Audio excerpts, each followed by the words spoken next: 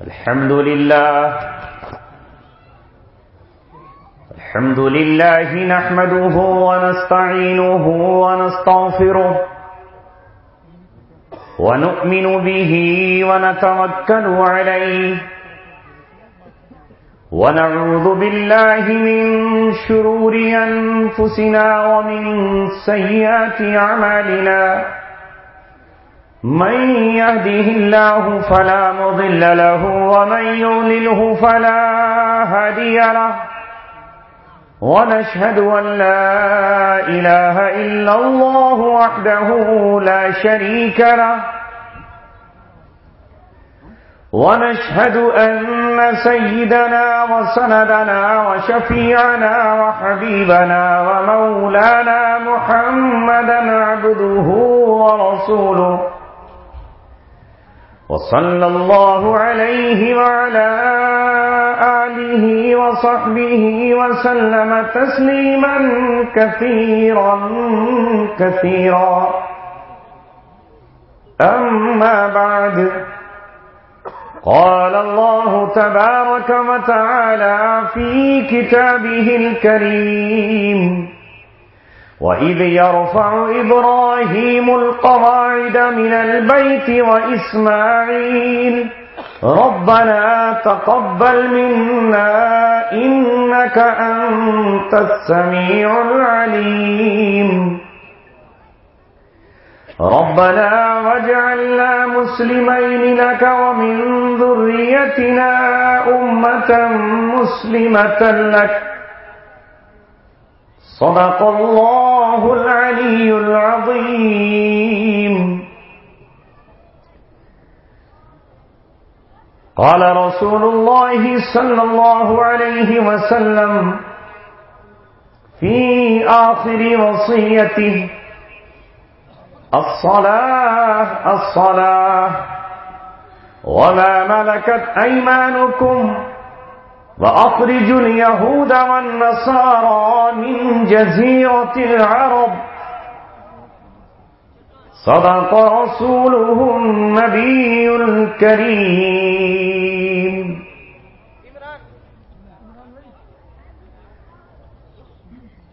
دنیا کو ہے پھر مار کے روح و بدن پیش، دنیا کو ہے پھر مار کے روح و بدن پیش، ابلیس نے پھر تہذیب نے پھر اپنے درندوں کو ابھارا.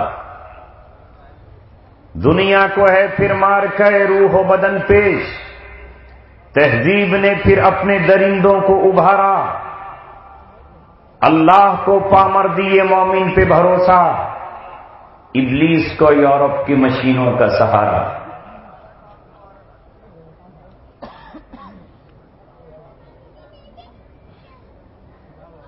مکتبوں میں کہیں رانائی افکار بھی ہے، خانقاہوں میں کہیں لذت اسرار بھی ہے، منزل راہ رواں دور بھی ہے، دشوار بھی ہے. اس قافلے کا کوئی قافلہ سالار بھی ہے، بڑھ کے خیبر سے ہے یہ مار کے دین و وطن. اس زمانے میں کوئی حیدر کرار بھی ہے. محترم حضرات، جہاں تک آپ نے گفتگو سنی، میں اس سے آگے اپنی گفتگو کو جاری رکھتا ہوں. سب سے پہلی تقریر آپ نے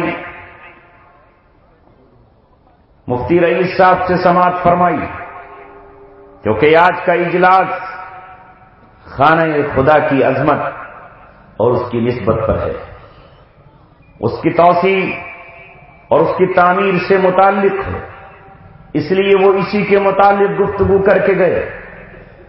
پھر اس کے بعد حضرت مولانا زبیر عالم صاحب سے آپ نے آپ صلی اللہ علیہ وسلم کی آخری وصیت سنی، جس میں آخری وصیت کی دو باتوں کی طرف وہ اشارہ فرما کر آپ سے رخصت ہوئے.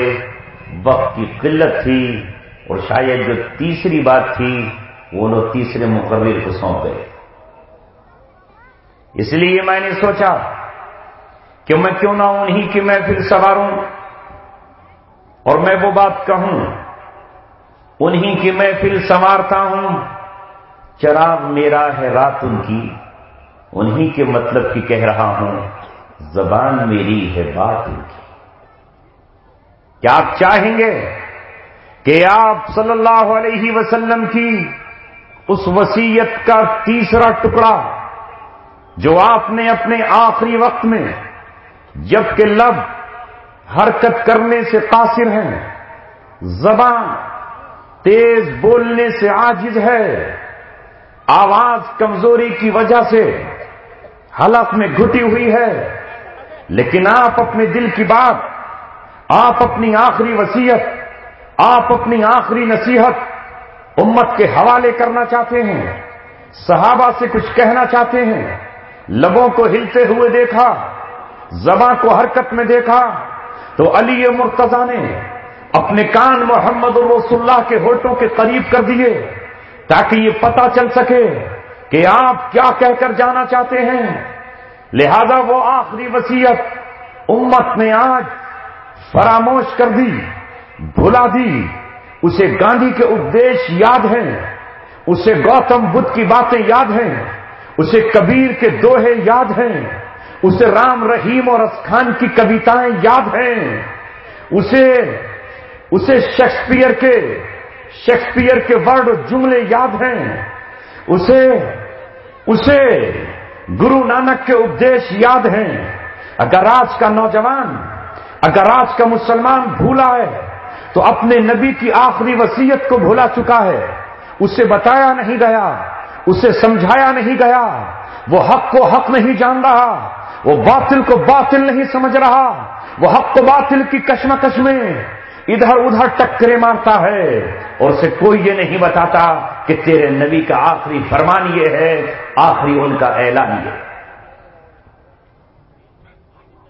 میں شکر ادا کرتا ہوں حضرت مولانا زبیر صاحب کا، میں پریشان تھا کہ اس علاقے میں آج گفتگو کروں تو کس عنوان پہ کروں، بتاؤں تو کیا بتاؤں، اپنے بھی خفا مجھ سے ہیں، بیگانے بھی ناخوش، میں زہر حلاحل کو کبھی کہہ نہ سکا کم۔ آپ صلی اللہ علیہ وسلم نے اپنی آخری وصیت میں 3 باتیں اس امت کے سپرد کی ہیں۔ پہلا مرحلہ ہے نماز، نماز کی نگہبانی، نماز کی پاسداری، نماز کی حفاظت، نماز کا قیام، نماز کے لیے ہمیشہ کھڑے رہو، اس لیے کہ یہ نماز تمہاری آپس کی لڑائیوں کو ختم کرنے والی ہے۔ یہی وہ نماز ہے کہ جس میں آ کر صاحب محتاج و غنی ایک ہوئے، ایک ہی صف میں حکمراں ہے، اسی صف میں غلام ہے، اسی صف میں مزدور ہے، اسی صف میں طاقتور ہے، اور اسی صف میں وزیر ہے۔ یہ تمہارے جو جاہلیت کے بت ہیں کہ میں سید ہوں، وہ مرزا ہے، یہ افغان ہے، وہ پٹھان ہے، یہ شیخ ہے، وہ سید ہے، وہ آلہ ہے، یہ ادنا ہے، یہ نماز تمام جاہلیت کے بتوں کو توڑ دیتی ہے اور یہ کہتی ہے کہ آ گیا عین لڑائی۔ اگر وقت نماز قبلہ روحوں کے زمین بوس ہوئی، قوم حجاز ایک ہی صف میں کھڑے ہو گئے، محمود و ایاز، نہ کوئی بندہ رہا نہ کوئی بندہ نواز۔ یہ نماز تمہیں اتفاق اور اتحاد کا درس دیتی ہے، یہ نماز گورے اور کالے کا فرق مٹاتی ہے، یہ نماز عربی اور عجمی ہونے کی برتری کو ختم کرتی ہے، یہ نماز کہتی ہے ابھی تک تم کھیت میں مزدور اور کسان کی حیثیت میں تھے، ابھی تک تم دکان میں مالک اور نوکر اور ملازم کی حیثیت سے تھے، ابھی تک تم آفس میں مینیجر اور چپراسی کی حیثیت میں تھے، لیکن یہ اللہ تبارک و تعالیٰ کا وہ دربار ہے کہ اگر یہاں وضو پہلے کر کے یہاں چپراسی پہلے آ جائے، یہاں اگلی صف میں مزدور بیٹھ جائے، پہون لگا ہوا کپڑوں میں ایک فاقہ کش بیٹھ جائے، تو امیر کو یہ اجازت نہیں ہے کہ وہ اس کو دھکا دے کر پیچھے ہٹائے، تو بعد میں آیا ہے پچھلی صف میں بیٹھ جا، اس لیے کہ یہ اللہ تبارک و تعالیٰ کا گھر ہے۔ اللہ تبارک و تعالیٰ کے گھر میں نہ ذات کی بنیاد پر بڑائی ملے گی، نہ کنبے کی بنیاد پر ملے گی، نہ تیرا محل اچھا ہے شیشوں سے بنا ہوا شیش محل ہے اس بنیاد پر بڑائی ملے گی، نہیں، یہ محمد رسول اللہ صلی اللہ علیہ وسلم کا دین ہے اور یہ اللہ تبارک و تعالیٰ کا گھر ہے۔ یہاں جو پہلے آیا ہے وہ پہلی صف میں بیٹھے گا۔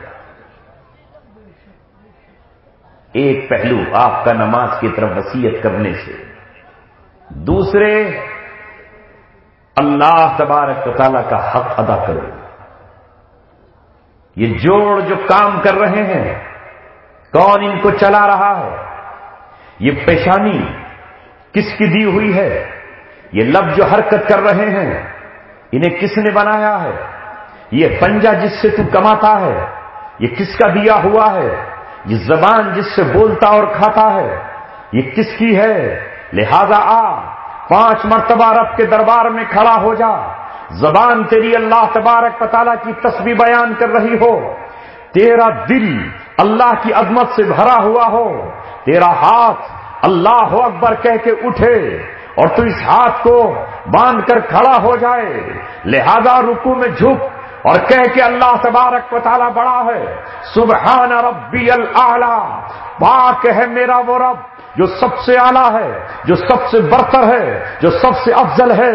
یہ کہتا ہوا اب سر اٹھا، سمع اللہ لمن حمدہ، جس نے اللہ تبارک و تعالیٰ کی تعریف کی اللہ تبارک و تعالیٰ نے اس کی سن لی، ربنا ولک الحمد، اے ہمارے رب تیرے ہی لیے تعریفیں ہیں۔ اگر بھونرا گنگنا رہا ہے تو تو نے اس کو بنایا ہے، اگر چڑیاں چہک رہی ہیں تو تو نے چہکنے کی انہیں طاقت عطا کی ہے، کوئل کی کوک میں اگر دل کھچ رہا ہے تو تو نے اس کو یہ سریلی آواز دی ہے، اگر ہرن کی آنکھ میں کشادگی ہے اور وہ اپنی طرف کھینچتی ہے تو ہرن کی آنکھ کو خوبصورت تو نے بنایا ہے، اگر شہد میں اتنی طاقت ہے تو شہد کو دینے والا تو ہے، ربنا ولک الحمد، اے ہمارے رب تیرے ہی لیے تعریف ہے۔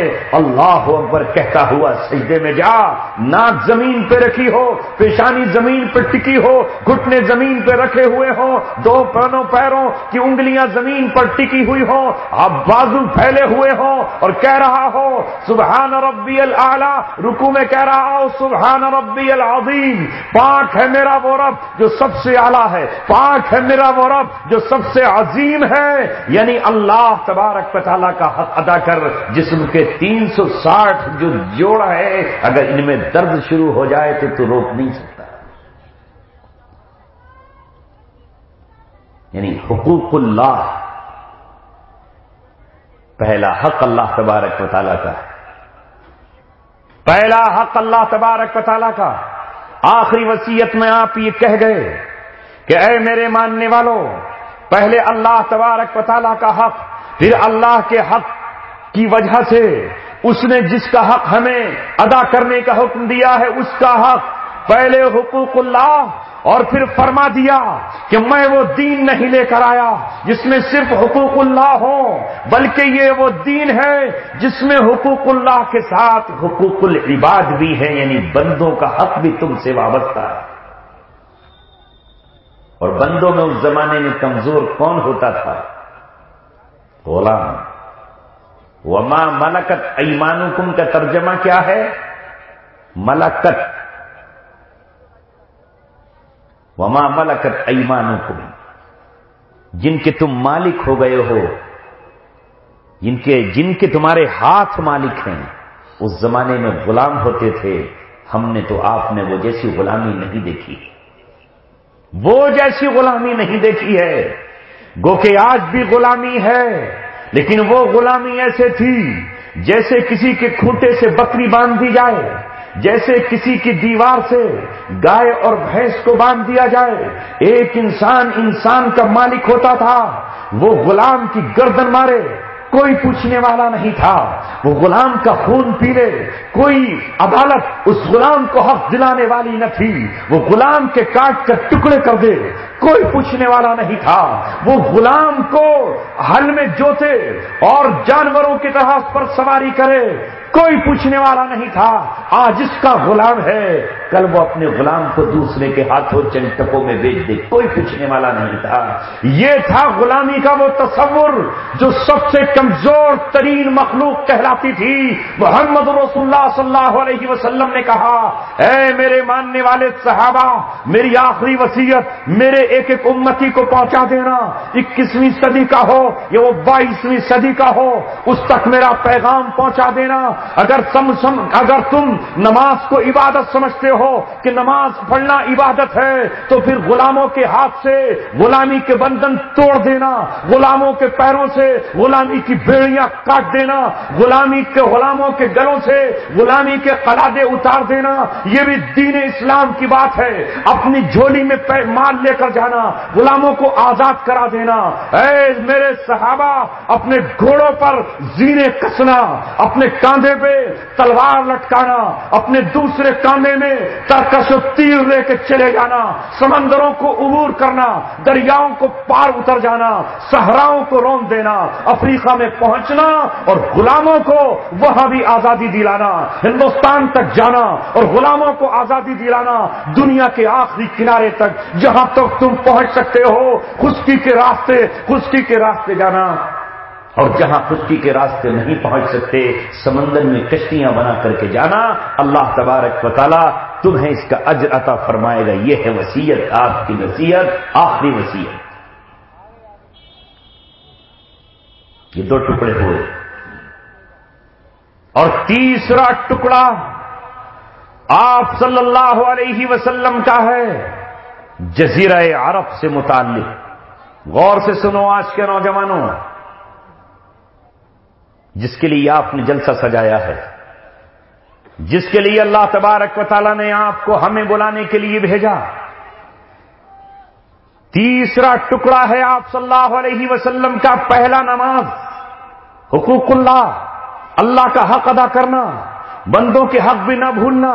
جب غلام کے حق کی بات کی تو پھر بیوی کا حق بھی ادا کرنا، پھر اپنی اولاد کا حق بھی ادا کرنا۔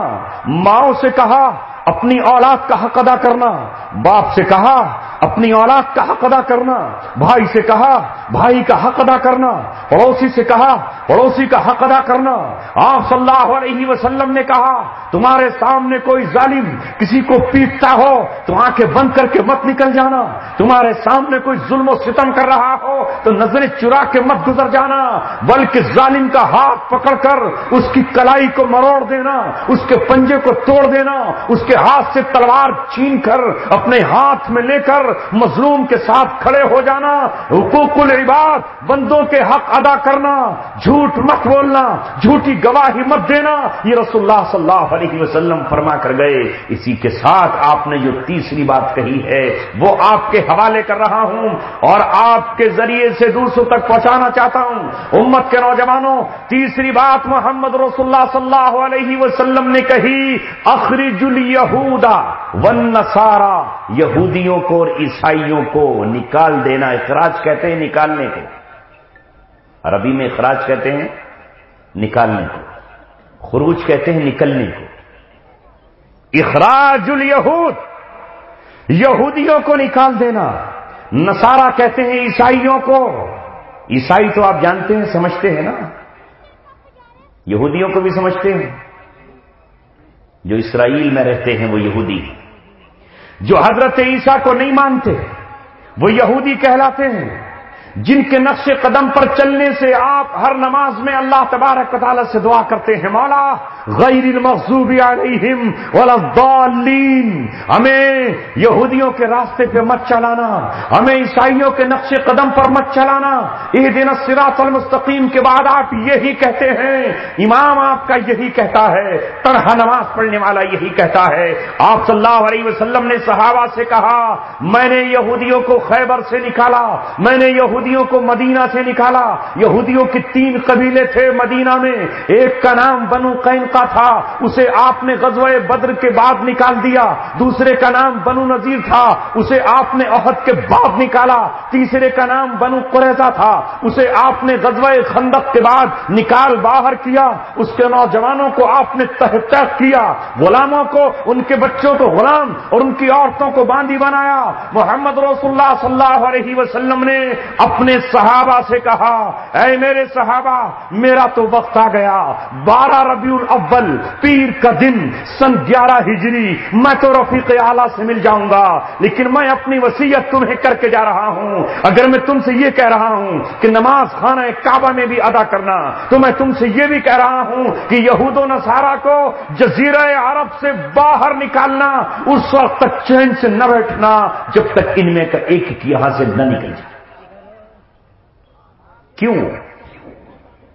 آپ کے ذہن میں سوال پیدا ہوگا، یہ نوجوان بچے ہیں، سوچ رہے ہوں گے کہ کیوں؟ آج کا دور ہوتا تو میڈیا آج بھی چیخ اٹھتا اور اس فیصلے کو ظلم قرار دیتا۔ آج کا دور ہوتا تو ظلم قرار دیا جاتا کہ نہیں؟ ہر ٹی وی چینل یہ کہتا نہیں کہتا کہ یہودیوں کا کیا قصور ہے، انہیں کیوں یہاں سے نکالا جائے؟ آج پورے کے پورے کھڑے ہو جاتے کہ نہیں کھڑے ہو جاتے؟ شور مچتا کہ نہیں مچتا؟ اس وقت بھی شور مچا، لیکن وہ صحابہ تھے، وہ محمد رسول اللہ کے ماننے والے تھے، ان کی نظروں کے سامنے قرآن اور نبی کے فرمان کے سوا کچھ نہیں تھا۔ زمانے کو اچھا لگے یا برا لگے، وہ دنیا سے ڈرنے والے نہیں تھے۔ ان کی شان قرآن نے بیان کی ہے، وَلَا يَخَافُونَ لَوْمَةَ لَائِمٍ، وہ ملامت کرنے والوں کی ملامت کی پرواہ نہیں کریں گے۔ ہم تو یہ سوچتے ہیں کہ میاں ہمیں لوگ کیا کہیں گے، فلاں کیا کہے گا اور فلاں کیا کہے گا۔ انہیں تو پرواہ اس بات کی تھی کہ ہمیں رب کا فرمان پورا کرنا ہے، ہمارا نبی ہم سے کیا کہہ رہا ہے۔ آپ کو پرواہ ہے کہ ٹیلی ویژن پہ بیٹھے ہوئے لوگ کیا کہیں گے۔ آج کا دور ہوتا تو کیا قرار دیا جاتا، کیوں نکالا جا رہا ہے؟ اس لیے یہ وجہ بیان کرنا چاہتا ہوں۔ جس طرح مسجد اللہ تبارک و تعالیٰ کا گھر ہے، کوئی کتا اس میں داخل ہو سکتا ہے، کوئی خنزیر اس میں جا سکتا ہے، کوئی مشرک تمہاری مسجد میں جا سکتا ہے کہ لاؤ میں بھی چلا جاؤں؟ کیوں؟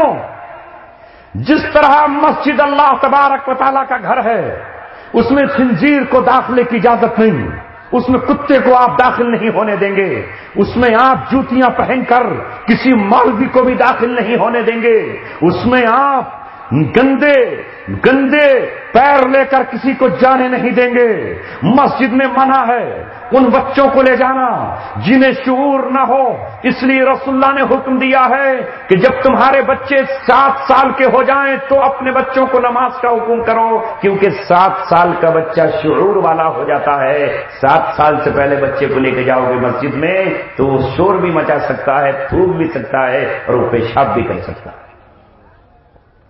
اس لیے آپ نے فرمایا اپنی مسجدوں کو پاگلوں اور دیوانوں سے، مجنونوں سے بچاؤ۔ مگر ہمارا تو الٹا حال ہے کہ ہم 7 سال کے بچے کو تو لے کر نہیں جاتے، 3 سال والے کو بغل میں دبا کے لے جاتے ہیں جو چوں چوں کرتا ہوتا۔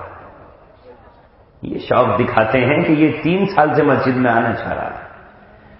10 سال والا گھر میں لیٹا ہے، 11 سال والے پہ سختی نہیں ہے۔ یہ جو 3 سال کا ہے، بیوی چونکہ روٹی پکا رہی ہے، اسے دکھانے کے لیے لاتا ہے کہ یہ میرا 3 سالہ بچہ اور 4 سالہ یہ جمعے کی نماز پڑھنے کے لیے آیا ہے، جبکہ آپ صلی اللہ علیہ وسلم نے فرمایا مروا اولادکم اذا كانوا ابناء 7، جب وہ 7 سال کے ہو جائیں تو اپنے بچوں کو نماز کا حکم کرو پیار کے ساتھ۔ 3 سال تک پیار کے ساتھ آ جائے، کبھی نہیں آئے نہیں آئے، لیکن یوں جب 10 سال کا ہو جائے تو سختی کرو. مگر ہمارے تو انداز ہی نرالے ہیں، الٹی ہی چال چلتے ہیں. ہمارا تو حال یہ ہے، جو ہمارے آقا کہیں وہ ہم کرنے کے لیے تیار نہیں ہیں. جو ہم سے رسول اللہ کہیں وہ بات ہمیں اچھی نہیں لگ رہی ہے. لہذا آپ صلی اللہ علیہ وسلم نے جس طرح مسجد کو کہا کہ مسجدوں کو آپ پاک رکھیں، واحدنا الی ابراہیم و اسماعیل ان طہر بیتی للطائفین والعاکفین والرکع السجود. اللہ تعالیٰ کہتا ہے کہ ہم نے ابراہیم اور اسماعیل سے اپنا گھر ہی نہیں بنوایا، بلکہ ابراہیم اور اسماعیل سے عہد لیا، عہد و پیمان لیا، ہم نے معاہدہ لیا، میثاق لیا کہ تم میرے گھر کو پاک رکھو گے، یعنی کوئی ناپاک اس میں داخل نہیں ہوگا. تم میرے گھر کو ظاہری گندگی سے بھی پاک رکھو گے، کوئی ناپاک اندر داخل نہیں ہو جائے. یہی وجہ ہے کہ ایمان والا بھی مرد ہو یا عورت، اگر اس پہ غسل فرض ہو گیا ہے، وہ اس پر نہانا واجب ہو گیا ہے، تو مسجد کی چہار دیواری میں قدم نہیں رکھ سکتا. ہے مسئلہ کہ نہیں ہے؟ ارے ناپاک آدمی مسجد میں چلا جائے گا جس پہ غسل فرض ہو؟ یہ حکم ہے مسجد کا. یہی اندرونی گندگی ہو یا بیرونی گندگی ہو، مسجد میں داخل نہ ہو. ہم نے ابراہیم اور اسماعیل سے عہد لیا، لہذا وہ عہد یہ ظاہری گندگی کا تھا. اسی طرح خانہ کعبہ میں بت نہ رکھے کوئی. یہ مسلمانوں کی ذمہ داری ہے کہ وہ اپنی مسجدوں کی حفاظت کریں. معاف کریے گا مجھے، سچ کہوں گا تو آج آپ کے حلق سے نیچے نہیں اترے گا، اس لیے کہ حق کڑوا ہوتا ہے، نیم سے زیادہ کڑوا ہوتا ہے.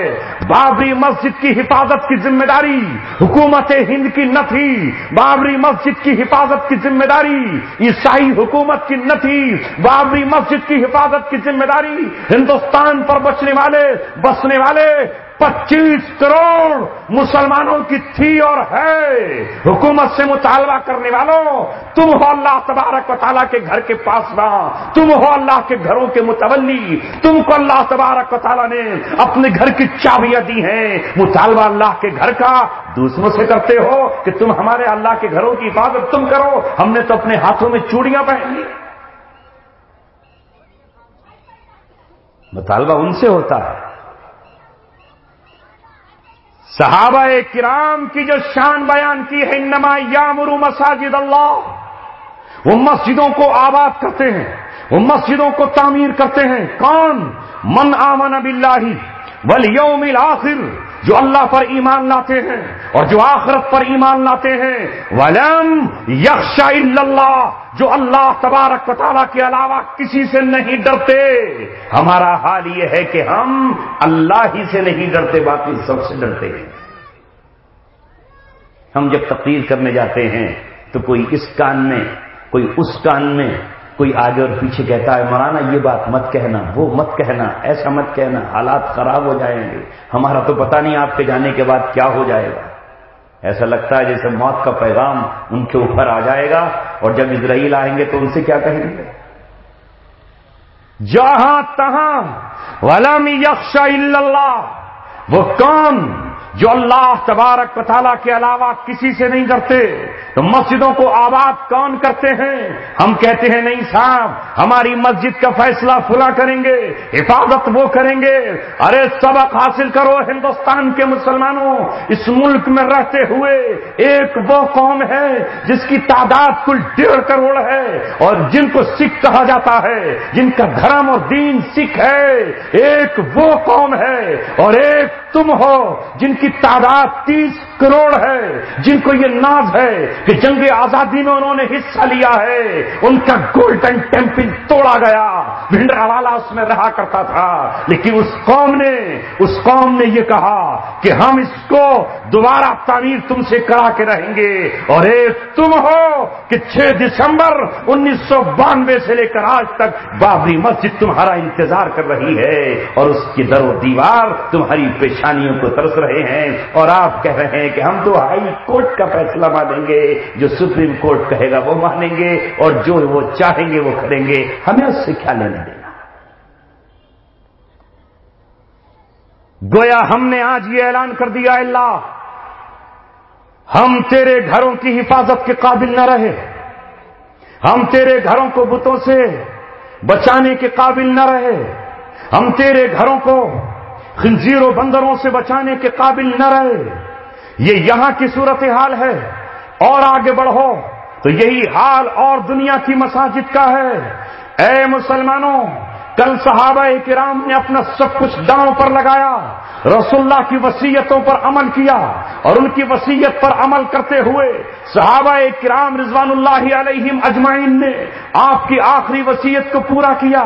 بتانے یہ جا رہا تھا کہ کیوں جزیرے عرب سے انہیں نکالا جائے گا، یہ میں نہیں، اللہ تبارک و تعالیٰ کی کتاب نے فیصلہ کر دیا، سن 9 ہجری میں فیصلہ کر دیا، انما المشرکون نجس، جو اللہ تبارک و تعالیٰ کے ساتھ کیڑوں مکوڑوں کو شریک ٹھہراتے ہیں وہ ناپاک ہیں، وہ اللہ کے گھر بیت اللہ میں داخل نہ ہو، لہذا یہ جزیرہ عرب وہ مقدس مقام ہے، جزیرہ عرب وہ پاکیزہ جگہ ہے جہاں اللہ تبارک و تعالیٰ کے انبیاء آرام فرما رہے ہیں، جہاں انبیاء کے صحابہ آرام کر رہے ہیں، جہاں اللہ تبارک و تعالیٰ کا ایک حرم خانہ کعبہ ہے، دوسرا حرم بیت المقدس ہے، اور تیسرا حرم رسول اللہ صلی اللہ علیہ وسلم کا گنبد خضرا مسجد نبوی اور مدینہ منورہ ہے، لہذا ان کی حیثیت بھی روئے زمین پر وہ ہے جو مسجد کی حیثیت ہوا ہے۔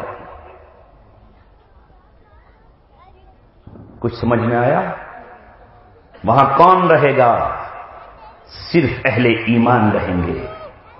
وہاں قرآن کا باغی داخل نہ ہو، وہاں حضرت عیسیٰ علیہ السلام کو اللہ کا بیٹا بنانے والے سکونت اختیار نہ کریں، وہاں حضرت مریم کو اللہ کی بیوی قرار دینے والا ناپاک مردود عیسائی جمع نہ ہو۔ یہ جزیرہ عرب وہ ہے جس کا ذرہ ذرہ وحی کے نور سے دمک رہا ہے، یہیں ابراہیم علیہ السلام ہیں، یہیں اسماعیل ہیں، یہیں حضرت داؤد ہیں، یہیں سلیمان ہیں، یہیں حضرت حزقیل ہیں، یہیں محمد رسول اللہ ہیں، یہیں صدیق اکبر ہیں، اسی سرزمین میں خالد بن ولید ہیں، اسی سرزمین میں ابو عبیدہ بن جراح ہیں، یہیں علی مرتضیٰ ہیں، یہیں حسین ابن علی ہیں، یہیں حسن ابن علی ہیں، یہیں عثمان غنی ہے۔ اس ذرے میں وہ جائے جس کا سینہ ایمان کے نور سے منور ہو۔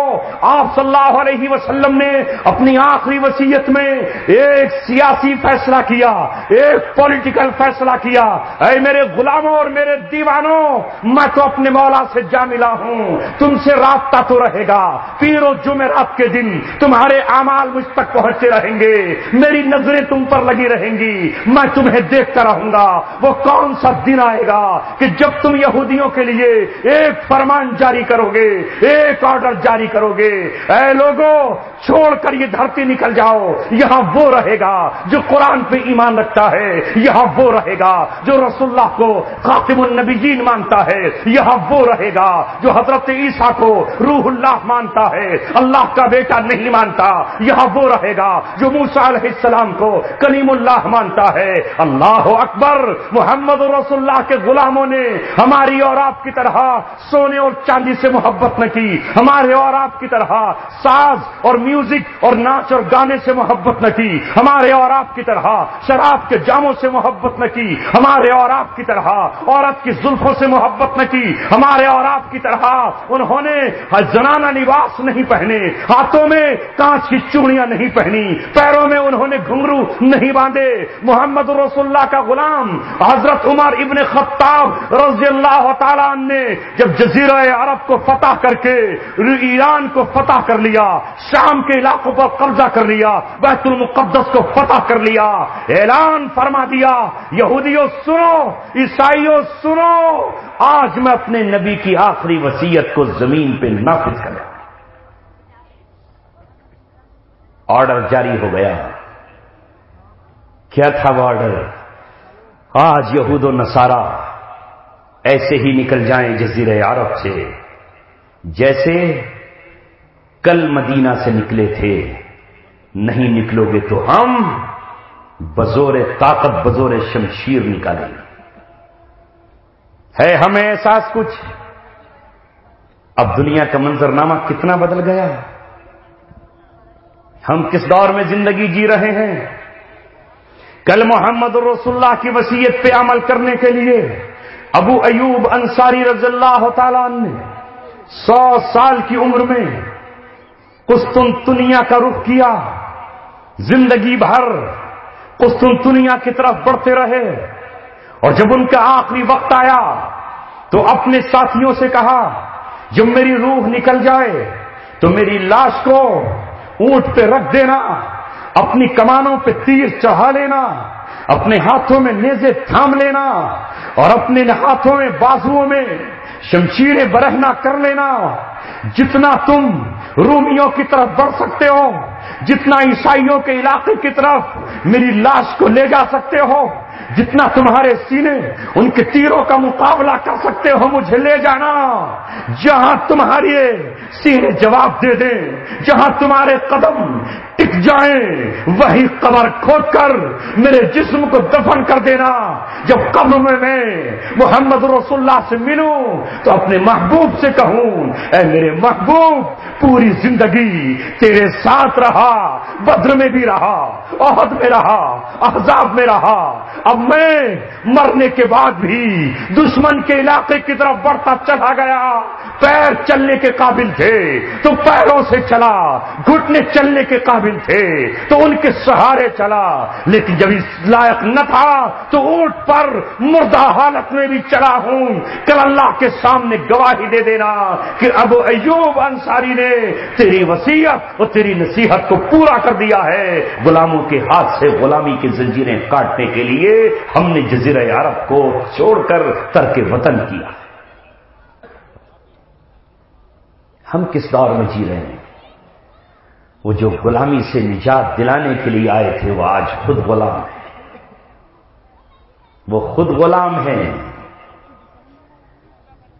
اللہ اکبر! سمجھو یا نہ سمجھو، جانو یا نہ جانو، آئے وہ جزیرہ عرب جسے عمر ابن خطاب نے آزاد کرایا۔ آج اس جزیرہ عرب کی صورتحال کیا ہے؟ اے کھیتوں میں کمانے والوں، اے میرے نوجوانوں، اس کی صورتحال کیا ہے آج؟ کوئی بتانے والا نہیں۔ لاکھوں کی تعداد میں وہاں یہود و نصارہ کے فوجی پڑے ہوئے ہیں۔ حرمین شریفین کے چاروں طرف 32 اڈے عیسائیوں کے اور امریکہ کے ایٹمی ہتھیاروں سے لیس پڑے ہوئے ہیں، جہاں ان کی عورتیں ننگے بدن پھرتی ہیں۔ وہ جب چاہتے ہیں اس پاک سرزمین پر ناپاک جانور کا گوشت کھاتے ہیں، وہ جب چاہتے ہیں وہاں شراب کے جام پیتے ہیں، وہ جس ہوٹل میں چاہتے ہیں 5 اسٹار ہو یا 7 اسٹار وہاں زنا کاریاں کرتے ہیں۔ دبئی کا کیا حال ہے، جہاں کنیسے اور عیسائیوں کے چرچ بنائے جا رہے ہیں، جہاں اللہ تبارک و تعالیٰ کو شریک ٹھہرائے جانے والے صنم قدے اور عبادت گاہیں تعمیر کی جا رہی ہیں۔ جزیرہ عرب میں آج یہود و نصارہ کی فوجیں دن دہاڑے دندنا رہی ہیں۔ نہر سویز میں ان کے بیڑے پڑے ہوئے ہیں، عرب کا سمندر ان کے جہازوں سے ہے، اور اتنا ہی نہیں کہ خالی ان کا قبضہ ہے بلکہ روزانہ ہوائی جہاز اڑ رہے ہیں، روزانہ ہیلی کاپٹر اڑ رہے ہیں، اور نشانہ کون؟ محمد رسول اللہ کی وہ بیٹیاں جو گھروں میں برقع پہنے ہوئے ہیں، میرے نبی کے وہ امتی جن کے دامن پر کوئی گناہ نہیں ہے۔ آج بیرل بم عراق کے اس شہر میں گرا، آج رقہ میں گرا، تو آج موصل میں گرا، تو آج کرکوک میں گرا، تو آج ملک شام کے ادلب میں گرا، تو آج حلب میں گرا، آج دیالہ میں گرا، کوئی پوچھنے والا نہیں۔ روزانہ کفن خریدے جاتے ہیں، جلتی ہوئی انسانوں کی لاشیں ہیں، لکڑیاں نہیں جلائی جا رہی، انسانوں کے جسموں سے تاپا جا رہا ہے۔ یہود و نصارہ وہاں پر موجود ہے، امت کے پاس آنسو نہیں جو ان مظلوموں کے لیے بہا سکے، امت کے پاس لہو نہیں جو وہ ان مریضوں کو دے سکے، ان زخمیوں کو دے سکے۔ ملک شام کے 8 لاکھ پناہ گزین بھوک سے مر گئے، امت کے پاس پیسہ نہیں جو ان کو جا کے روٹی کا ٹکڑا دے سکے۔ ماں کی چھاتیوں سے بھوک کی وجہ سے دودھ خشک ہو گیا، نہ جانے کتنے معصوم بچے بھوک سے اور پیاس سے تڑپتے تڑپتے دنیا سے رخصت ہو گئے۔ اے میرے نوجوانوں، اے لوگوں، ہم کسے بتائیں اور کسے سنائیں اور کس سے کہیں؟ ایک طرف امت مسلمہ کا یہ حال، ایک طرف ہمارے امیروں کا یہ حال کہ ان کے کتوں کے لیے جاپان سے اور پیرس اور فرانس سے بسکٹ خریدے جا رہے ہیں۔ کتوں کے لیے بسکٹ ہیں، مظلوم امت کے لیے نہیں۔ اور جن لوگوں نے رسول اللہ صلی اللہ علیہ وسلم کی اس وصیت کو پورا کرنے کے لیے قسمیں کھائیں اور اللہ تبارک و تعالیٰ سے عہد و پیمان کیا، اے مولا ہم کمزور ہیں، کسی بادشاہت کے مالک نہیں، ہم کسی فوج کے حکمراں نہیں، ہم کسی فوج کے جنرل و کرنل نہیں، ماں کے وہ بیٹے جو تنہائی میں مسجدوں میں بیٹھ کر کے آئے اللہ تبارک و تعالیٰ سے، اے مولا یہ لہو تیرا ہے، یہ دھڑکنے والا دل تیرا ہے، یہ جھپکنے والی آنکھ تیری ہے، یہ بڑھنے والے قدم تیرے ہیں، یہ جگر، یہ لہو تیری راہ میں بہا کر ہم اس فوج کو جو یہود و نصارہ کی فوج ہے سرزمین عرب سے باہر نکالیں گے، اپنے نبی کو اس وقت منہ دکھائیں گے، یا تو ہم فتح کا جھنڈا لہراتے ہوئے پورے جزیرہ عرب سے اس ناپاک وجود کو باہر نکال دیں گے، یا جام شہادت پی لیں گے، یا خون کا ایک ایک لہو کا قطرہ حضرت حسین کی طرح ارض عراق کو، کربلا کی زمین کو، شہر بغداد کو دے دیں گے۔ جنہوں نے قسمیں کھائیں، ماؤں کی ممتا چھوڑ کر چلے آئے، بہنوں کا آنچل اور دوپٹہ چھوڑ کر چلے آئے، بوڑھی ماؤں کو الوداع کہہ کر چلے آئے، اپنے معصوم بچوں کو سینے سے لگایا اور ہجرت کر کے شام کی سرزمین پر چلے آئے، عراق کی سرزمین پر چلے آئے، اور آ کر اپنے پاسپورٹ جلا ڈالے، اپنے پاسپورٹ کو جلا کر کہا، دنیا والوں کل کا محمد، کل کا طارق بن زیادوی نہر جبرالٹا پر اپنی کشتیاں جلا کر یہ اعلان کرتا ہے، ہم اس سرزمین کو فتح کر کے رہیں گے جہاں ظلم و ستم کی بارش ہو رہی ہے، جہاں طاقتور کمزور پہ ظلم ڈھا رہا ہے۔ آج کے ان دیوانوں نے بھی اپنے پاسپورٹ جلائے اور جلا کر یہ کہا، اے ماں دروازے کو بند رکھنا، ملاقات تجھ سے قیامت میں ہوگی، یا اللہ نے فتح کے دن دکھائے تو فتح مکہ کی طرح ہو پائے گی۔ آج مسلمان ان کے خلاف کھڑا ہوا ہے، اور ان نوجوانوں کو جنہیں ہماری محبت چاہیے تھی، جنہیں ہماری دعائیں چاہیے تھی، جنہیں ہمارے گرم آنسوؤں کا نذرانہ چاہیے تھا، ہم نے یہود و نصارہ کے کہنے پر انہیں دہشت گرد کہا، انہیں آتنکوادی کہا، انہیں اسلام سے خارج قرار دیا، اور ان کے خلاف ہم دہلی ہو یا دنیا کے دوسرے علاقے بیٹھ کر کے میٹنگیں کر رہے ہیں۔ زندگی کی سانسیں ایک ایک کر کے کم ہو رہی ہیں، میدان قیامت میں پوچھ ہوگی ہم نے مظلوموں کا درد کیوں بیان نہیں کیا؟ کون آزاد کرائے گا؟ مسلمانوں کی تعداد کم ہے دنیا میں، کم ہے تعداد، 2.25 ارب مسلمان ہیں، 1.75 کروڑ، لیکن وہ ایک نہیں ہے، وہ بکھرا ہوا ہے، وہ بٹا ہوا ہے، رسول اللہ اس کے ہیرو نہیں، فلمی دنیا میں کام کرنے والے اس کے ہیرو ہیں، جن کی جیتی جاگتی مثال اس مجمع میں آپ کو مل جائے گی۔ وہ سلمان فارسی جو محمد رسول اللہ صلی اللہ علیہ وسلم کا سچا غلام اور وفادار تھا، جو ایران سے نکل کر آیا، جب اس سے پوچھا جاتا کہ تمہارا نام کیا ہے، وہ کہتا میرا نام اسلام، میرا نام سلمان۔ پوچھا جاتا تمہارے باپ کا نام، کہتا ہے میرے باپ کا نام اسلام، انا سلمان ابن اسلام، میں اسلام کا بیٹا سلمان ہوں۔ میں اپنی کوئی برادری نہیں جانتا، میں اپنا کوئی قبیلہ نہیں جانتا، میں صرف اسلام کو جانتا ہوں، اس کے علاوہ کچھ اور نہیں جانتا۔ آج کا نوجوان ان سلمان فارسی کو کہاں جانتا ہے؟ وہ ان کے بارے میں کہاں پڑھتا ہے؟ اس کے نزدیک تو ہندوستان کی فلم میں کام کرنے والا سلمان خان جو حلیہ بنا کے آ جاتا ہے، یہی حلیہ اس کو پسند ہے۔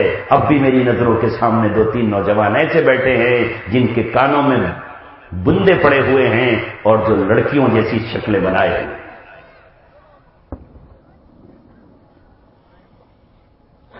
جنہیں دیکھ کے زنانگی شرم آ رہی ہے، عورتوں کو شرم آ رہی ہے۔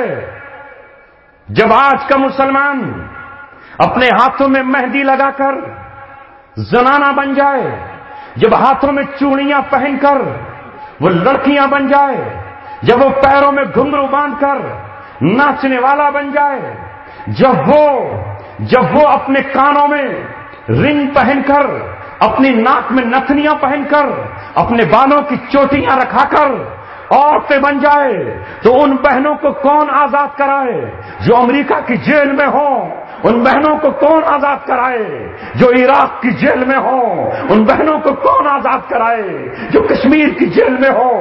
ان بہنوں کو کون آزاد کرائے جو فلسطین کی جیلوں میں ہوں؟ اس ڈاکٹر عافیہ صدیقہ کو کون آزاد کرائے جو امریکہ کی جیل میں ہے، جس کے ساتھ زنا بالجبر ہوئے؟ وہ عراق کی سرزمین پر کیسے آزاد کرائے؟ تمہیں ان کی صحبت کہاں مل جائے گی؟ اے میرے نوجوانوں، میں آپ سے کیسے کہوں، آج وہ وقت آ گیا کہ ظالم جب چاہے ہمارے گھر پہ چڑھ دوڑے۔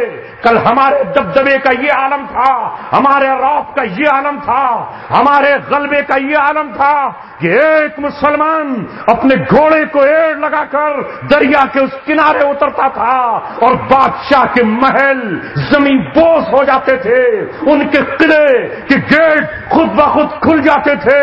روم ہمارے لیے فتح ہوا، ایران ہم نے فتح کیا۔ اس ہندوستان کی دھرتی پر 800 سال تک ہم نے حکمرانی کی، کہیں لال قلعہ تعمیر کیا تو کہیں ہم نے جامع مسجد کی میناروں کو بلندیاں عطا فرمائی، کہیں ہم نے قطب مینار سے اپنی بلندی کا اعلان کیا۔ لیکن جب سے ہمارا نوجوان ان ناچنے گانے والوں کے پیچھے چلا، ہر بہن بیٹی کی آبرو خطرے میں۔ بدلو اپنے آپ کو۔ نہیں دیکھ رہے ہو کیا کیا کھیل کھیلا جا رہا ہے؟ نہیں سمجھ رہے اب بھی؟ یہ مت سمجھو کہ تمہیں نہیں آزمایا جائے گا۔ اہل افغانستان 2001 سے آزمائے گئے، 2013 تک آزمائے جاتے رہے۔ وہ تو اپنی آرام کی زندگی گزار رہے تھے، انہیں نہیں پتا تھا کہ ہمارے بچے جلا دیے جائیں گے، انہیں نہیں معلوم تھا کہ ہمارے علماء گرفتار کر لیے جائیں گے۔ اہل عراق صدام حسین کی قیادت میں جشن منایا کرتے تھے، عیش کی زندگی گزارتے تھے، پیٹرول کے کنووں سے اپنے مکانات کو تعمیر کرتے تھے، مرسڈیز گاڑیوں میں گھوما کرتے تھے، پارکوں میں وہ بھی ناچا کرتے تھے۔ لیکن نہیں معلوم تھا انہیں کہ 2003 میں امریکہ ظالم جلاد بن کر آئے گا اور انہیں اٹھا کر لے جائے گا۔ وہ بیٹیاں جن کی حیا پر فرشتے بھی شرما جاتے تھے، وہ بیٹیاں جن کی غیرت پر فرشتے بیٹے ناز کیا کرتے تھے، وہ جیل میں، ابو غریب جیل میں ڈال دی گئی، ان کے ساتھ زنا بالجبر ہوئے۔ ایک بہن کا خط آیا جس نے پوری دنیا کے مسلمانوں کو پکار کر کہا، میں نے کئی تقریروں میں کہا ہے، نیٹ پر میری تقریر سننے والوں، تم یہ مت سمجھنا کہ میرے پاس مضمون نہیں ہے، میں کئی سال کے بعد اس شہر میں داخل ہوا ہوں، اس لیے دوبارہ اس بات کو دہراتا ہوں۔ فاطمہ بہن ابو غریب جیل سے، عراق سے خط لکھتی رہی، اپنے بھائیوں کو آواز دیتی رہی، وہ دنیا سے چلا گیا، سعودی عرب کا حکمراں، اسے غیرت نہیں آئی، ایک فوجی اس نے نہیں بھیجا، ایک اس نے جرنیل نہیں بھیجا، ایک طیارہ نہیں بھیجا، کیونکہ اس کے باپ دادا 1932 میں امریکہ سے دوستی کر چکے تھے، اس سے یاری کر چکے تھے، اس کا استقبال کر چکے تھے، وہ غم یاد نہیں آیا۔ بہن خط لکھتی رہی، اے مسلمانوں، ہم تمہیں آواز دیتے ہیں، ہم سب کچھ برداشت کر سکتے تھے، ہم وہ غیرت مند بیٹیاں ہیں جن کے حسن و جمال کو رات کے چاند نے بھی نہیں دیکھا، جن کا حسن و جمال سورج نے بھی نہیں دیکھا، لیکن آج ایک رات میں 10 عیسائی ہیں جو ہمارے جسموں کو داغدار کر دیا کرتے ہیں۔ اس نے خط لکھا، اے میرے بھائی، اس جیل کو آگ لگا دے، اور دوسروں پہ حملہ کرنے سے پہلے اس جیل کو آگ لگا، ہم ذلت کی زندگی گزار نہیں سکتے۔ اللہ اکبر۔ اس بہن کا خط اردن کی سرزمین پر گیا، اردن کی سرزمین سے تم کہاں جانو، تم تو عامر خان کو جانتے ہو، تم مردود، تم ناپاک اس عیاش سلمان خان کو جانتے ہو، تم تو فیروز خان، اس ناچنے گانے والے، ہماری غیرت کا سودا کرنے والے یوسف خان کو جانتے ہو، تم آج کے ہیرو کو کہاں جانتے ہو؟ ہاں، ایک ہیرو آیا جو اردن کی سرزمین سے آیا، تاریخ اسے ابو مصعب زرقاوی کا نام دیتی ہے۔ عراق کی سرزمین پر آ کر کہا، ایھا البنات یا اختی، میں اپنا گھر، اپنا وطن چھوڑ کر آیا ہوں، یا تو تمہیں آزادی دلا کر رہوں گا اور یا شہادت کا جام پی کر حضرت حسین کے بازو میں پہنچ۔ جانتے ہو مصعب زرقاوی کو؟ نہیں جانتے۔ کسی نے جنایا ہی کہا ہے؟ ڈر لگتا ہے آج کے ہیرو کا۔ ارے محمد رسول اللہ کی امت میں ہمیشہ قیامت تک وہ دیوانے پیدا ہوتے رہیں گے جو کل بدر کی سرزمین پر تھے۔ کون کہتا ہے کہ محمد رسول اللہ کی عزت و آبرو کی حفاظت کرنے والے معاذ اور معوذ نے ابو جہل کے خاتمے کے بعد دوبارہ جنم لینا بند کر دیا ہے؟ نہیں، اللہ تبارک و تعالی محمد رسول اللہ کی غیرت مند بیٹیوں کو، غیرت مند ماؤں کو، غیرت مند بہنوں کو ایسے بیٹے دیتا رہے گا جو امت کو کھڑا کریں گے۔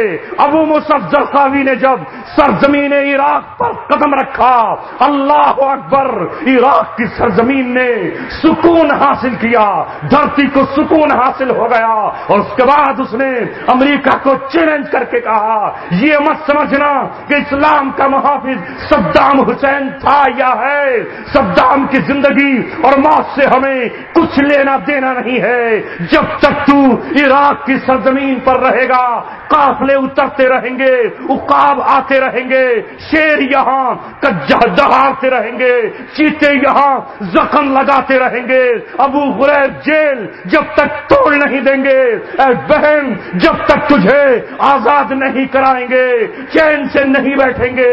ہم نے ہاتھوں میں سونے کی چوڑیاں نہیں پہنی ہیں، کنگن نہیں پہنے ہیں، ہم محمد رسول اللہ کے غلام ہیں۔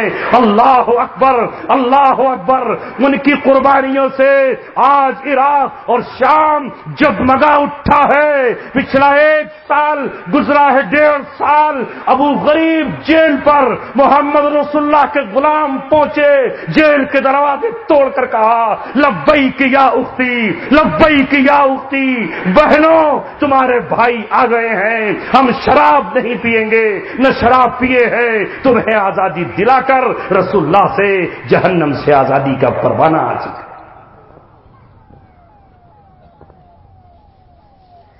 یہ ہے وہ کشمکش جسے ہم نے بھلا دیا اور کچھ لوگوں نے یاد رکھا ہے۔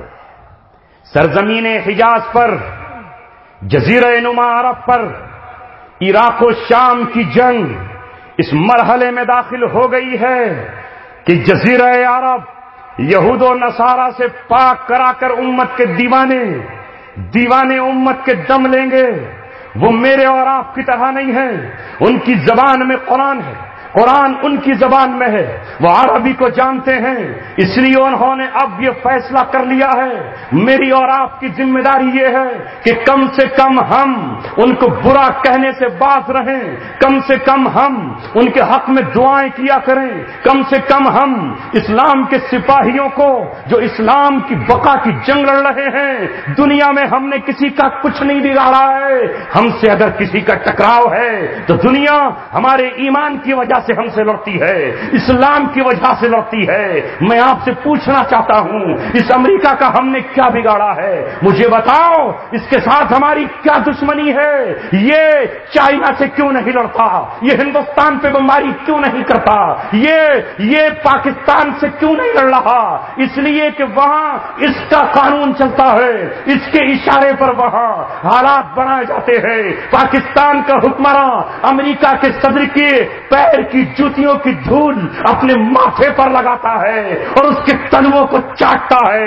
اس لیے اس پر بمباری نہیں ہو رہی. اور عراق اور شام روزانہ آگ کے دریا میں لوگوں کو ڈبو دیا جا رہا ہے، اس لیے کہ وہاں کے لوگ اس کے فیصلوں کو نہیں مانتے. وہاں کے لوگ اللہ تبارک و تعالیٰ کو مانتے ہیں. ہم نے کیا بگاڑا ہے اس دنیا میں؟ ارے اگر یہ ملک تمہارا ہے تو ہمارا بھی تو ہے. ہم نے سن 47 میں ہمارے باپ دادا نہیں گئے. ہم میں سے کوئی 1971 میں پیدا ہوا، ہم میں سے کوئی 1985 میں پیدا ہوا، کوئی 2002 میں پیدا ہوا، کوئی 1957 میں پیدا ہوا، کوئی 1968 میں پیدا ہوا. اگر ملک میں پیدا ہونے کی بنیاد پر ملک تمہارا ہوتا ہے تو ہمارا بھی ہوتا ہے. مگر آج میں آپ کو بتا رہا ہوں، ملک کی بنیاد پر نہیں، ہم سے ٹکراؤ صرف اور صرف اسلام کی بنیاد پر. ورنہ ہم نے کیا بگاڑا؟ 200 سال تک انگریزوں سے مقابلہ کرتے رہے. سن 47 میں تمہیں دیا، خانقاہوں میں بیٹھ گئے، مسجدوں کے مصلوں پر کھڑے ہو گئے، مسجد کے حجروں اور گنبد میں اپنے آپ کو قید کر لیا، میدان سیاست سے اپنے آپ کو کنارہ کش رکھا. حکومتیں تمہاری، سب کچھ تمہارا. اس کے باوجود اب ہم سے یہ کہا جا رہا ہے کہ اس ملک میں یا تو تم رہو گے یا ہم رہیں گے. اگر رہو گے تو تمہارا شدھی کرن کیا جائے گا، تمہیں پاک اور صاف کیا جائے گا، تمہیں تمہارے گھر واپس لایا جائے گا، یعنی تم سے اسلام چھین لیا جائے گا. میں نے وہی آیت پڑھی آپ کے سامنے جب ابراہیم علیہ السلام نے اور ان کے بیٹے حضرت اسماعیل نے خانہ کعبہ کو بنایا، توحید کے مرکز کو بنایا، تو اللہ تبارک و تعالیٰ سے کہا ربنا وجعلنا مسلمین لک، اے اللہ ہم دونوں کو مسلمان بنا کے رکھنا. وجعلنا مسلمین لک، مجھے اور اسماعیل کو مسلمان بنانا. ومن ذریتنا امتا مسلمتا لک، اور ہمارے دونوں کی اولادوں کو بھی مسلمان رکھنا. یاد رکھے ساری دنیا، ہم نے اسلام قبول کیا ہے، اسلام پہ جیئیں گے، اسلام پر مریں گے، اسلام کی حالت میں ہم اٹھائے جائیں گے. اسلام کے لیے تو ہم سب کچھ نچھاور کرنے کے لیے تیار ہیں. ایک جان نہیں، ایک کے بعد دوسری ملے، دوسرے کے بعد تیسری ملے، جان پر جانیں ملتی چلی جائیں اور قربان کرنے والے اسلام کے نام پر قربان کرتے چلے جائیں تو ہم اللہ تعالیٰ سے ہر جان کے بعد یہ کہیں گے اے مولا دوبارہ زندگی دے. اسلام پہ فدا ہونے کو دل چاہتا ہے یہ جذبہ دلوں میں یا نہیں؟ یہ چند کھنکتے ہوئے سکوں میں بک جائیں گے. ابراہیم اور ابراہیم کے پوتے یعقوب اپنی اولادوں کو جمع کرتے ہیں. مجھ سے چھوٹے میرے بھائی ہو سکتے ہیں اور چھوٹے میری اولاد کی جگہ ہو سکتے ہیں. آج میں تمہیں وہ وصیت سناتا ہوں جو اللہ تعالیٰ نے قرآن میں نقل کی ہے. وَوَصَّى بِهَا ابراہیم بنیہ ویعقوب یا بنیہ ان اللہ اصطفیٰ لکم الدین فلا تموتن الا وانتم مسلمون. ابراہیم نے اپنے بیٹوں کو جمع کیا. اللہ اکبر، موحدوں کا امام، نمرود سے ٹکر لینے والا آگ کے دریا میں چھلانگ لگا دینے والا ابراہیم موحدوں کا امام، سید الموحدین، نبیوں کا والد، رسولوں کا باپ، اپنی اولاد کو جمع کر کے کہتا ہے ان اللہ اصطفیٰ لکم الدین، اللہ نے تمہارے لیے دین کو پسند کیا ہے، فلا تموتن الا وانتم مسلمون، تمہیں موت نہ آئے مگر اس حال میں کہ تم مسلمان ہو۔ آج گھروں کی فکر نہیں، آج مکانوں کی فکر نہیں، آج باغوں کی فکر نہیں، وہ مرحلہ آ گیا ہے جو پچھلی قوموں نے انبیاء سے کہا لئن لم تنتہی، اگر تو باز نہیں آیا لارجمنکم، تو پتھروں سے مار کے تجھے ہلاک کر دیں گے۔ وہ مرحلہ آ گیا ہے جب یہ دعوت دی جانے لگی ہے کہ یا تو یہ دھرتی چھوڑو یا اسلام چھوڑو۔ وہ مرحلہ آ گیا ہے جو مکے میں کہا گیا تھا اگر یہاں رہو گے تو تمہیں اپنا دین بدلنا ہوگا۔ اللہ اکبر، نبی اور نبی کے دیوانوں نے کہا اس مٹی کی کوئی قیمت نہیں ہے، ان پہاڑوں کی کوئی قیمت نہیں ہے، اسلام کے لیے تو وطن قربان ہے، اسلام کے لیے باغات قربان ہیں۔ لہذا بیٹی مکہ میں چھوڑی، خود مدینہ نکل گئے۔ بوڑھا باپ ابو بکر صدیق نے مکہ میں چھوڑا، اپنی بیٹی عائشہ اور بیٹی اسما کو مکہ میں چھوڑا اور محمد رسول اللہ کے ساتھ مدینہ منورہ نکل گئے۔ ابو سلمہ نے اپنے بیٹے سلمہ اور اپنی بیوی ام سلمہ کو مکہ میں چھوڑا اور ہجرت کر کے مدینہ منورہ نکل گئے۔ تمہیں بتانے والوں نے بتایا نہیں، یہ ٹی وی پر بیٹھنے والا مولوی تمہیں صحیح نہیں بتائے گا۔ اے ہندوستان کے لوگوں، تمہیں بات کرنا ہے تو حق پرست علماء سے بات کرو۔ یہ ٹی وی پر بیٹھ کے اپنا ایمان بیچنے والا، سستی شہرت پانے والا تمہیں حق نہیں بتائے گا۔ ہمارے یہاں اسلام کے نام پر وطن کو چھوڑ دینا ہجرت کہلاتا ہے، اور ہجرت ماضی کے تمام گناہوں کو معاف کر دیتی ہے۔ ارے ہم تو منتظر ہیں وہ گھڑی آئے تو صحیح جب ہم دارالاسلام کی طرف ہجرت کر رہے ہو اور اپنے نبی کی سنت کو زندہ کر رہے ہو۔ اے عزیزوں اور ساتھیوں، وقت آ گیا ہے جب کھڑے ہو کر حجت کے طور پر کہو جو نوح علیہ السلام نے کہا، جمع کر لو اپنی تمام طاقتوں کو، ساری سازشیں اکٹھی کر لو، تم ہمارا کچھ نہیں بگاڑ پاؤ گے۔ اسلام اللہ تبارک و تعالیٰ کا دین ہے، اور اسلام کا کلمہ پڑھ لینے کے بعد ہم اللہ تبارک و تعالیٰ کی فوج کے سپاہی ہیں۔ یہ الگ بات ہے کہ ہمارے کچھ فوجیوں نے شراب کے جام پینا شروع کر دیے ہیں اور اپنا مرتبہ گھٹا دیا ہے۔ یہ الگ بات ہے کہ ہمارے کچھ نوجوانوں نے نبی سے محبت کرنا چھوڑ دی ہے، اتنی جتنی کرنا چاہیے تھی۔ محبت تو کرتا ہے مگر اتنی نہیں کر رہا جتنی فلمی دنیا کے ایکٹروں سے کر رہا ہے، جتنی ڈھولک بجانے والوں سے کر رہا ہے۔ لیکن ایسا نہیں کہ پوری دنیا میں لوگ موجود نہ ہوں۔ الحمدللہ، فرانس ہو یا برطانیہ، عراق ہو یا شام، فلسطین ہو یا لیبیا، یمن ہو یا صومالیہ، نائجیریا ہو یا شیشان، افغانستان ہو یا وزیرستان، چاٹگام ہو یا ہندوستان، ایسے دیوانے اللہ تبارک و تعالیٰ کے آج بھی موجود ہیں جو اللہ کی نصرت کو زمین پر اتار سکتے ہیں۔ آج بھی موجود ہیں جو جبریل کے گھوڑے کو زمین پر لا سکتے ہیں۔ آج بھی امت کے وہ دیوانے موجود ہیں جو بدر کا سما سجا سکتے ہیں، جن کی مدد کے لیے اللہ ڈائریکٹ اپنے ہاتھ میں جنگ کی کمان لے سکتا ہے۔ ہمارا برا چاہنے والوں، ہم نے آج تک کبھی کسی کا برا نہیں چاہا۔ دنیا پر ہم نے رول کیا ہے، ہم نے حکمرانی کی ہے، اور ہماری حکمرانی کسی ایک خطے پر نہ تھی۔ رب کعبہ کی قسم، یورپ ہمارا تھا، قسطنطنیہ ہمارا تھا، ترکی ہمارا تھا، جزیرہ عرب ہمارا تھا، یہ ہندوستان اور بنگلہ دیش اور چاٹگام ہمارا تھا۔ 800 سال تک ہم حکمراں رہے، ہم نے ایک کو بھی ظلم کی تلوار سے کبھی نہیں ستایا جس طرح دنیا آج ہمیں ستا رہی ہے اور ہمارا صفایا کرنا چاہتی ہے۔ اگر ہم اپنے مد مقابل قوموں کو طاقت و ظلم کی بنیاد پر قتل کرتے تو رب کعبہ کی قسم 1400 سال میں دنیا پر کوئی چوہے کا بچہ نظر نہیں آتا۔ مگر ہم انصاف کرتے ہیں، ہم عدل کرتے ہیں، قوت میں ہو تو، طاقت میں ہو تو، اب تمہارا اقتدار اور ظلم اللہ تبارک و تعالیٰ نے دیکھ لیا۔ اے میرے نوجوانوں، میں آپ کو یہی پیغام دینے کے لیے آیا ہوں، رسول اللہ کی سچی محبت اپنے دل میں اختیار کر لو، چہروں پر داڑیاں سجاؤ۔ اگر ہندوستان کا 1.5 کروڑ سکھ پگڑی اور داڑھی کے ساتھ بہت زیادہ نظر آتا ہے، بس میں اکیلا ہو تو سکھ دکھائی دیتا ہے، ہوائی جہاز میں بیٹھا ہو تو سکھ دھرم کی نمائندگی کرتا نظر آتا ہے، اگر اسٹیشن پر کھڑا ہو تو سکھ دھرم کی رہنمائی کرتا نظر آتا ہے، اگر ہندوستان کا 30 کروڑ مسلمان اور ساری دنیا کا 1.25 ارب مسلمان اپنے چہروں پر داڑیاں سجائے اور اپنے سروں پر ٹوپیاں اور پگڑیاں رکھ کر نکل جائے، رب کعبہ کی قسم دنیا باطل کے دل دہل جائیں گے اور اللہ کی طرف سے تمہارا پھر رعب و دبدبا قائم ہو جائے گا۔ مگر ہم کیا کریں؟ ہم نام کے رہ گئے، ہم نام کے مسلمان رہ گئے۔ پھر سے تبدیل کرو کہ داڑیوں والوں کو روٹی نہیں ملتی؟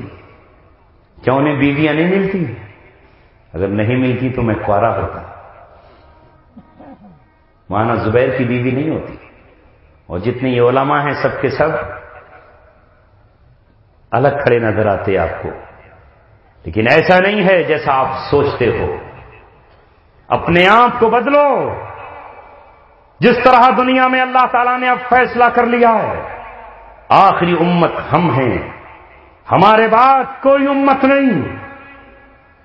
4000 سال تک اللہ کا جھنڈا اٹھانے والی قوم جس دن خانہ کعبہ قبلہ بنا دیا گیا، معزول کر دی گئی، اسے اللہ تبارک و تعالیٰ اب کتاب نہیں دے گا۔ کتاب تو قرآن ہمارے پاس ہے۔ 1776 سے امریکہ دنیا پر حکمرانی کر چکا، یاد رکھو اب اللہ تبارک و تعالیٰ ہمیں حکمرانی دے گا۔ میں اگر پھرتا ہوں تو اللہ میرا محتاج نہیں ہے، جس طرح مولانا زبیر نے کہا یا مولانا رئیس نے کہا، اگر تم الگ چلے جاؤ گے تو اللہ تبارک و تعالیٰ تمہارا محتاج نہیں ہے۔ اللہ تبارک و تعالیٰ جہاں سے چاہے گا قوموں کو اٹھائے گا، اللہ تبارک و تعالیٰ اٹھائے گا۔ مکے اور مدینے کے لوگوں نے بش کا استقبال کیا، سینئر بش کا استقبال کیا، جونیئر بش کا استقبال کیا، شراب کے جام اسے بھر بھر کر پلائے، اس کی باہوں میں باہیں ڈال کر ناچ گانے پیش کیے، اسے لڑکیاں پیش کی، اس کے گلے میں صلیب اور کراس سونے کی ڈال کر اس سے دوستی کا اظہار کیا۔ اللہ نے معزول کر دیا، لیکن اللہ اکبر، اللہ ان کا محتاج نہیں۔ اللہ تعالیٰ نے چھوڑ دیا انہیں۔ اللہ کی نظر سرزمین عراق پر پڑی، کربلا کی سرزمین پر پڑی، حسین کی اولادوں پر پڑی۔ اللہ تبارک و تعالیٰ نے صدام حسین کو وہ موت عطا فرمائی۔ اللہ اکبر، وہ خدا کے دشمنوں کے سامنے جب ڈٹا تو اللہ نے اسے وہ شاندار موت عطا فرمائی کہ جب وہ تختہ دار پر آیا تو مسکراتا ہوا آیا، ایک ہاتھ میں اس کے قرآن تھا اور اس کی زبان پر لا الہ الا اللہ محمد رسول اللہ کا نعرہ تھا، گلے میں پھانسی کا پھندا تھا۔ تو حضرت خباب کی سنت زندہ ہو رہی تھی، جس وقت اس کا جسم لٹک رہا تھا تو حضرت سمیہ کی سنت کو وہ زندہ کر رہا تھا۔ آؤ دیکھو وہ کون سا دن تھا، وہ جمعے کا دن تھا۔ وہ کون سا دن تھا؟ وہ حج کا دن تھا۔ اس سال حج جمعے کے دن پڑا تھا۔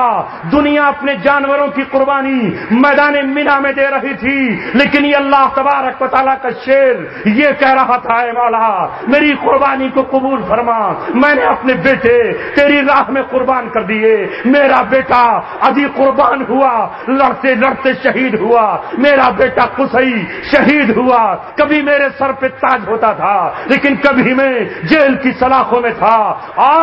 آج جبکہ یہ سارے امریکن دوست خانہ کعبہ تیرے گھر میں آئے ہوئے ہیں، یہ اپنی ہدی نہیں بلکہ یہ چڑا رہے ہیں تجھے، میں نے اس سرزمین کو گوروں کا قبرستان بنایا ہے۔ اے اللہ میری جان کی قربانی قبول فرما۔ پوری دنیا وہ تھی کہ صدام حسین کے لیے رو رہی تھی، تڑپ رہی تھی۔ کہیں نماز جنازہ ہو رہی تھی تو کہیں نماز جنازہ غائبانہ ہو رہی تھی۔ کوئی تڑپ رہا تھا، کوئی بلک رہا تھا، کوئی رو رہا تھا، کوئی فاتحہ پڑھ رہا تھا، کوئی قرآن پڑھ رہا تھا، کوئی اصالہ ثواب کر رہا تھا، اور ایک یہ دوستی کرنے والا حکمراں تھا کہ دنیا سے گیا تو کسی کے منہ سے اف بھی نہیں۔ سمجھ لیا فرق؟ اللہ تبارک و تعالی ان کا محتاج نہیں۔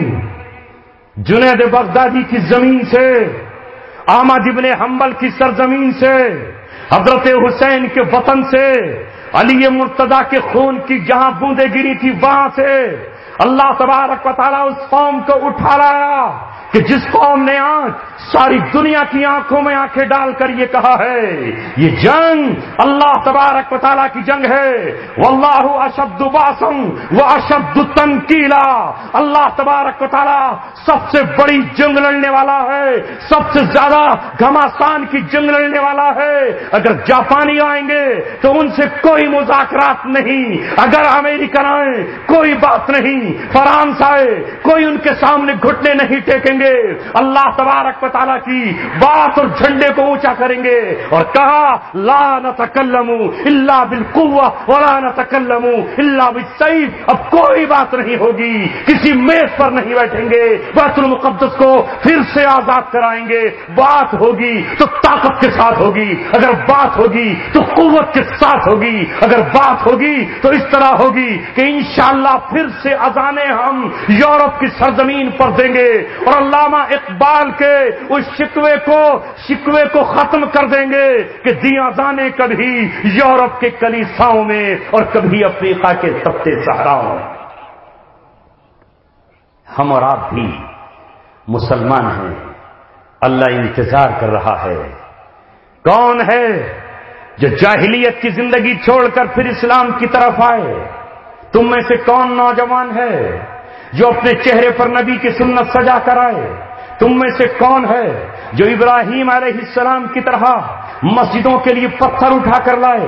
تم میں سے کون ہے جو اسماعیل کی طرح خانہ کعبہ کی تعمیر کے لیے اپنے دست و بازوؤں کو پیش کرے؟ میں آپ کو مبارکبادی پیش کرتا ہوں کہ اللہ تبارک و تعالیٰ نے آج اس محلے کے لوگوں کو اس کام کے لیے منتخب کیا جس کام کے لیے کبھی ابراہیم کا انتخاب ہوا تھا، کبھی اسماعیل علیہ السلام کا انتخاب ہوا تھا، جس کام کے لیے کبھی سلیمان کو منتخب کیا گیا تھا اور کبھی داؤد علیہ السلام کو منتخب کیا گیا تھا۔ پوری امت مسلمہ آپس میں پانی کی لہروں کی طرح ایک ہے، سمندر کی موجوں کی طرح ایک ہے۔ جس طرح سمندر کی موجوں کے بیچ میں کوئی سرحد اور کوئی رکاوٹ نہیں ہے، اسی طرح پوری امت مسلمہ مشرق سے مغرب تک، شمال سے جنوب تک، عرب سے لے کے عجم تک ایک ہے۔ لہذا انشاءاللہ وہ دن آنے والا ہے جب اس امت کا جھنڈا ایک ہوگا، جب اس امت کا امیر ایک ہوگا، جب اس امت کا قائد ایک ہوگا، بالکل اسی طرح جس طرح اس امت کا قرآن ایک ہے، جس طرح اس امت کا نبی ایک ہے، جس طرح اس امت کا قبلہ ایک ہے، جس طرح اس امت کی اذان ایک ہے، جس طرح اس امت کے قبرستان ایک ہے، جس طرح اس امت کی عیدگاہیں ایک ہے۔ انشاءاللہ وہ دن آنے والا ہے، وہ بہت جلد آنے والا ہے جب یہ امت ایک جھنڈے کے تلے، ایک امیر کے تلے، ایک قوت اور طاقت کے تلے سمندروں کی موجوں پہ سوار ہوتی ہوئی جائے گی، اور ان مقامات پر جہاں آج شرابیں بک رہی ہیں وہاں قرآن کی تلاوت ہو رہی ہوگی، جہاں آج ڈانس ہو رہے ہیں وہاں نمازیں ادا کی جا رہی ہوں گی، جہاں آج زناکاریاں ہو رہی ہیں وہاں اللہ کی کتاب اور قرآن و حدیث کی تلاوت کی جا رہی ہوگی۔ شراب کے جام توڑ دیے جائیں گے اور حجاموں سے کہہ دیا جائے گا کہ آج کے بعد تم داڑیاں نہیں مونڈو گے، اور عورتوں سے کہہ دیا جائے گا اب بے پردہ نہیں نکلو گی۔ جہاں یہ اعلان کر دیا جائے گا یہ دھرتی اللہ تبارک و تعالیٰ کی سرزمین بن چکی ہے، اس پہ اللہ کا کلمہ چلے گا، یہاں کوئی شخص آپ اور کوئی عورت بن برقعے کے نہیں گھومے گی. ہم آج سے 10 سال پہلے یہ باتیں کیا کرتے تھے تو ہمارے ہی ساتھی مسکراتے تھے اور ہمارا منہ چڑھایا کرتے تھے. تم کس دنیا کی باتیں کرتے ہو؟ اللہ نے نہ موت دی، نہ اللہ تبارک و تعالیٰ نے کسی اور حادثے سے دو چار کیا. وہ پیغام دارالعلوم دیوبند سے فارغ ہو کر 1992 سے بابری مسجد کے شہادت کے دن سے جو سینے میں جوالا مکھی پکی تھی، جو آگ لگی تھی، جو دل دہکا تھا، جو بھٹی روشن تھی، اللہ کا فضل ہے اس دن سے لے کے آج تک وہ بجھنے نہیں پائی ہے. اگر اسے بجھانا بھی چاہا تو قرآن کی آیتوں نے روشن کر دیا.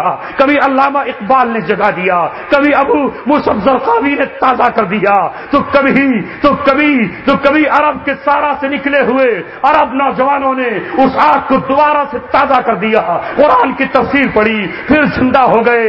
سونا چاہا تو آپ نے جگا دیا، آرام کرنا چاہا تو امت نے اٹھا دیا، گھر میں ٹھہرنا چاہا تو قوم نے دعوت دی اور آواز دی.